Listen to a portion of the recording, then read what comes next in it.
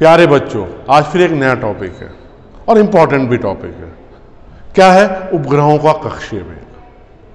हम जानते हैं जो वस्तुएं सूर्य के चारों ओर चक्कर लगाती है उन्हें क्या कहते हैं? ग्रह, प्लैनेट कहते हैं। वो अपने आप चक्कर लगा रही है। और जो पिंड, जो भारी पिंड ग्रहों के चारों ओर चक्कर लगाते हैं उन्हें क्या कहते हैं? उपग्रह, मतलब सैटेलाइट। ये उपग्रह कितने प्रकार के होते हैं? कौन कौन से? प्राकृतिक और कृत्रिम। बैठ के बेटा। प्राकृतिक उपग्रह और कृत्रिम उपग्रह। पृथ्वी का कोई प्राकृतिक उपग्रह पता है तुम्हें? पृथ्वी का एक प्राकृतिक उपग्रह है चंद्रमा, मून। बिल्कुल सही, चंद्रमा। तो चंद्रमा पृथ्वी का एक प्राकृतिक उपग्रह है, ठीक बेटा। और कुछ उपग्रह जो हम लॉन्च करते हैं, हम उसे कहते हैं कृत्रिम उपग्रह को हम कक्षाओं में, विभिन्न कक्षाओं में भेजते हैं। जब हम उन्हें विभिन्न कक्षाओं में भेजते हैं तो रॉकेट की मदद से भेजते हैं। किसकी मदद से भेजते हैं? रॉकेट की मदद से भेजते हैं। पर एक बार कक्षा में स्थापित कर देते हैं तो वो उस उपग्रह उस कक्षा में एक नियत वेग से गति करता है और वो वेग क्या कहलाता है? कक्षीय वेग। हमें कक्षा में स्थापित करना है। कक्षा में स्थापित करने के लिए हम रॉकेट यूज करते हैं, रॉकेट ले जाते हैं, उसे मल्टी स्टेज रॉकेट होते हैं, ठीक है। लेकिन कक्षा में एक बार स्थापित करने के बाद वो उपग्रह एक नियत वेग से एक निश्चित कक्षा में घूमता है। किसमें घूमता है? एक निश्चित कक्षा में घूमता है। इसको क्या कहते हैं? कक्षीय वेग। उपग्रह का कक्षीय वेग। इसी कक्षीय वेग के लिए आज हम क्या करेंगे? सूत्र की व्युत्पत्ति करेंगे। कक्षीय वेग अंग्रेजी में क्या कहते हैं? इसे ऑर्बिटल वेलोसिटी।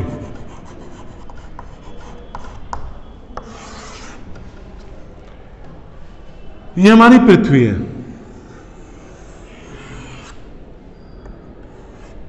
ठीक है। इसका केंद्र बिंदु O है, इसका द्रव्यमान कितना है? m। इसकी त्रिज्या कितनी है? r।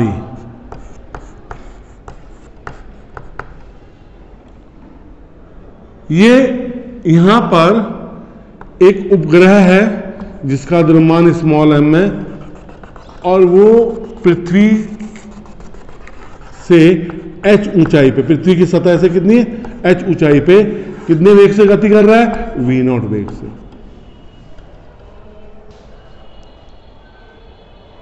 बेटा इस खिड़की को पूरा बंद कर देना जरा उठ के, ठीक है। किस वेग से गति कर रहा है? एक नियत वेग से, ठीक। ये नियत वेग क्या है उसका? कक्षीय वेग। रहने तो नहीं हो रही कोई बात नहीं। क्या है? कक्षीय वेग। देखो जो दूरी मानी जाती है ना, वो केंद्र से केंद्र के बीच की दूरी मानी जाती है, सतह से नहीं मानी जाती। इसका मतलब ये त्रिज्या कितनी होगी? हम एक r त्रिज्या मान रहे हैं, स्मॉल r। ये स्मॉल r किसके बराबर हो गया? re प्लस h, ये त्रिज्या। कोई भी वस्तु वृत्ताकार पथ पे घूमती है तो उसे एक बल चाहिए होता है। कौन सा बल होता है वो? अभिकेंद्र बल। अभिकेंद्र त्वरण पढ़ा था हमने, उसके वो बल से ही उत्पन्न होता है। तो कौन सा बल चाहिए होता है? अभिकेंद्र बल।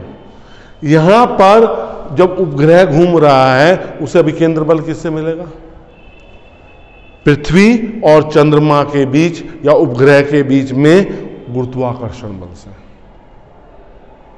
देखिए जो उपग्रह स्थापित होते हैं, जो ग्रह स्थापित होते हैं पृथ्वी के चारों जो घूमती हैं, वो जो ग्रह स्थापित होते हैं वो क्या होते हैं? जो स्थापित होते हैं वो क्या होते हैं? एक निश्चित कक्षा में स्थापित होते हैं। निश्चित कक्षा में स्थापित होते हैं बेटा, है ना। तो जब वो निश्चित कक्षा में स्थापित होते हैं तो नियत वेग से घूमते हैं। तो उन्हें घूमने के लिए क्या चाहिए? अभिकेंद्र बल। अभिकेंद्र बल कहां से मिल रहा है इसे? गुरुत्वाकर्षण बल से। तो आवश्यक अभिकेंद्र बल जो ग्रह को चाहिए वो कौन दे रहा है? वो कौन दे रहा है हमें? गुरुत्वाकर्षण बल। गुरुत्वाकर्षण बल, अभिकेंद्र बल। अभिकेंद्र बल क्या हो जाएगा? mv0 square upon re plus h। mv square upon r होता है। और गुरुत्वाकर्षण बल क्या हो जाएगा, G_m_e_m upon RE plus H का होल स्क्वायर। कोई दिक्कत तो नहीं बेटा, इस m से ये m चला गया, RE प्लस H से एक RE प्लस H कटा गया, तो V0 स्क्वायर किसके बराबर आ गया, G_m_e upon RE plus H। तो सूत्र क्या होगा, V0 is equal to under root G_m_e upon RE plus, समीकरण नंबर 1। दिक्कत तो नहीं कुछ। हम जानते हैं G का मान किसके बराबर होता है, G_m_e अपॉन RE स्क्वायर के बराबर।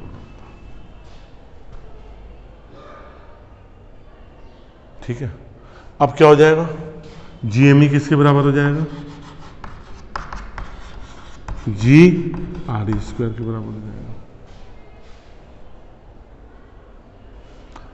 अब समीकरण 1 से, किससे, समीकरण 1 से V0 कितना हो जाएगा, G_RE square upon RE plus H। मैं क्या लिख सकता हूं इसको, V0 को RE under root G upon RE plus H। कोई दिक्कत तो नहीं बेटा, 2 आ गए। यदि H का मान RE से बहुत कम है, मतलब जो उपग्रह घूम रहा है वो पृथ्वी की सतह के पास ही घूम रहा है, तो क्या हो जाएगा, यहां पे RE प्लस H किसके बराबर हो जाएगा, RE के बराबर। ये लगभग का चिन्ह होता है, अप्रॉक्सीमेट। किसका होता है, अप्रॉक्सीमेशन। ठीक है, तो अब क्या होगा, V0 RE under root G upon RE। ये देखो, अब मैं क्या करूंगा, इस RE को अंदर लूंगा तो ये RE स्क्वायर हो जाएगा, G अपॉन RE। तो मेरे पास V0 किसके बराबर आ गया, अंडरूट G। हमने क्या किया इसमें, हमने किया, हमारे पास उपग्रह था जिसका द्रव्यमान m था, वो पृथ्वी के चारों ओर चक्कर लगा रहा था। जब भी कोई वस्तु वृत्ताकार पथ पे घूमती है तो घूमने के लिए क्या चाहिए होता है, अभिकेंद्र बल। ये अभिकेंद्र बल उससे किससे मिला, गुरुत्वाकर्षण बल से। अभिकेंद्र बल क्या होता है, mv स्क्वायर अपन r, पर यहाँ पे दूरी कितनी, RE प्लस H। और G_m_e आपको न्यूटन का गुरुत्वाकर्षण का नियम पता है, तो इससे V0 का मान आ गया। एक हम सूत्र जानते हैं, हम जानते हैं G किसके बराबर होता है, G_m_e अपॉन RE स्क्वायर के। बेटा फोन तो नहीं किसी के पास, इसका फोटो ले लेना, G_m_e अपॉन RE स्क्वायर ले लो जिसके पास फोन हो। तो G_m_e किसके बराबर हो जाएगा, G_RE स्क्वायर के बराबर। तो इसमें मान रखा हमने, तो क्या आ गया, V0 अंडरूट G_RE स्क्वायर। तो V0 हो गया RE under root G upon RE plus H। अब हम क्या केस ले रहे हैं कि जो हमारा उपग्रह है वो पृथ्वी की सतह के बहुत पास, मतलब बहुत कम ऊंचाई पर पृथ्वी की सतह से क्या कर रहा है, चक्कर लगा रहा है। ठीक है, क्या कर रहा है, चक्कर लगा रहा है। तो जब वो चक्कर लगा रहा है तो H का मान किससे है, H का मान RE से बहुत कम हो जाएगा। RE का मान 6400 किलोमीटर होता है लगभग, तो ये कितना हो जाएगा। तो यहां पे हम क्या रखेंगे, V0 कितना हो जाएगा, RE under root G upon RE। ठीक है, तो RE square G upon RE हो गया। V0 का मान कितना होगा, अंडरूट G RE होगा। ठीक, अब हम इसको आगे इसके आवर्त काल के लिए भी सूत्र करेंगे इसके साथ साथ ही। हो गया बेटा। अब हम कक्षीय वेग में आवर्त काल की भी गणना करेंगे।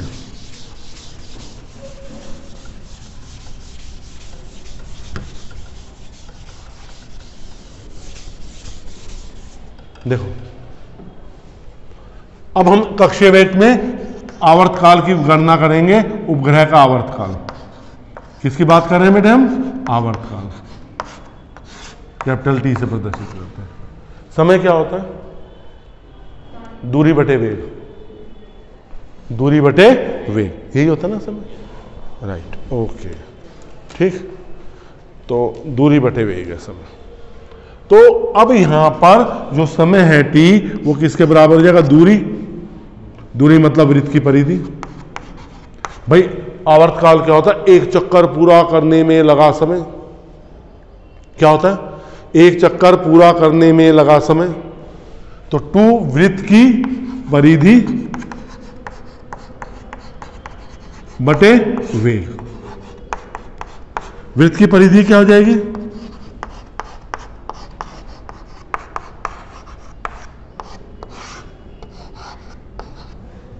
कोई दिक्कत तो नहीं? वृत्त की परिधि थी 2 pi R E plus H. एक चक्कर में इतनी दूरी चलता है। वेग आ गया वी नॉट। हम जानते हैं वी नॉट का मान कितना था।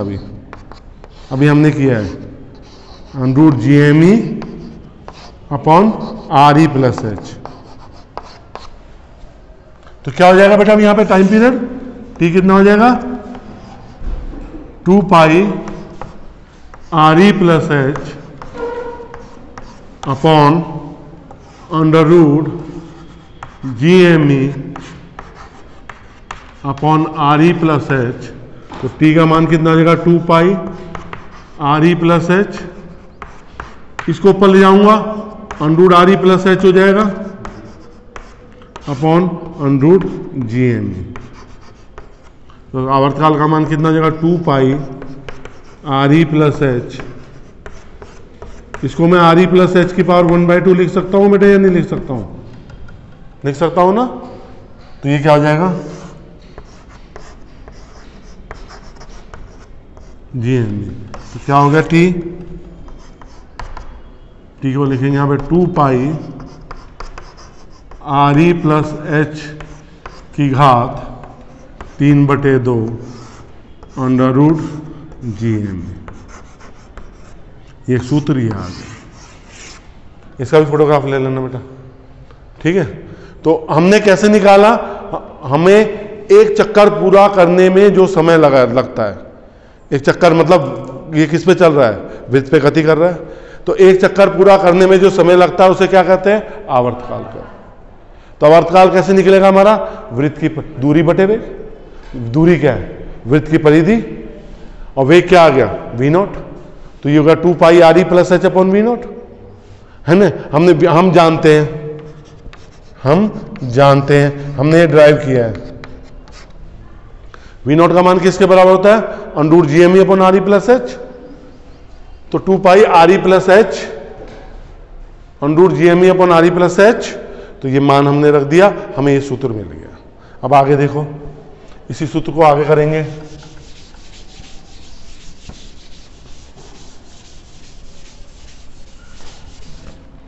देखो, हम जानते हैं, क्या जानते हैं हम? जी का मान किसके बराबर होता है? होता है ना? तो टी जी एम ई का मान किसके बराबर हो जाएगा? तो टी के मान में रखा हमने। ये समीकरण नंबर 4 हो गई थी हमारे यहां। 2 pi R E plus H की power 3/2 under G R E square. Equation number 5 मान लो। यदि एच का मान आर ई से बहुत कम हो तो आर ई प्लस एच को क्या लिखेंगे बेटे हम? R E. तो टी का मान कितना हो जाएगा? 2 पाई आर ई की घात 3/2। इसमें आर ई एक बाहर आ जाएगा, आर ई जी की घात 1/2। आर ई स्क्वायर है ना, स्क्वायर रूट से बाहर को आर ई हो जाएगा। इसकी घात 1/2 लिख दी, कोई दिक्कत तो नहीं है। तो कितना हो जाएगा? टी इज इक्वल 2 पाई, इसे आर ई की घात 1/2 आर ई जी की घात 1/2। तो आर ई से आर ई कट गया 2 पाई आर ई की घात 1/2 जी की घात 1/2। तो क्या हो जाएगा? 2 pi under R E upon G. ये छठी इक्वेशन हो जाएगी किसके लिए? आवर्तकाल।